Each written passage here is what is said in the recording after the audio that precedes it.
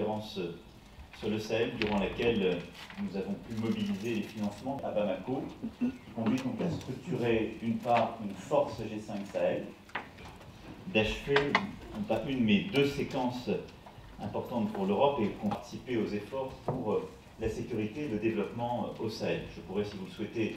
Ce qui se passe aujourd'hui dans la Ghouta orientale est, pour moi, un sujet majeur pour la crédibilité et la cohérence de notre lutte contre le terrorisme.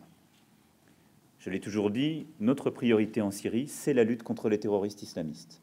Et elle demeure dans la région de la Merv, pour ce qui est de la coalition internationale, elle demeure partout sur le terrain. Mais celle-ci doit constamment respecter le droit international et en particulier les droits humanitaires. Et je réitère donc, encore une fois, la nécessaire intervention des Russes et l'appel à la raison et au respect de ces droits du régime syrien. Le G5 Sahel se sont exprimés pour rendre compte de cette conférence, mais ceci s'inscrit après une dizaine de jours durant lesquels plusieurs opérations à hauteur de 310 millions d'euros, en mobilisant non seulement l'Union européenne, mais des partenaires. Moi, je tiens toujours à cette cohérence. L'Europe, elle est faite d'un marché unique, de politique de réforme, et puis de cette solidarité. Solidarité pour la convergence.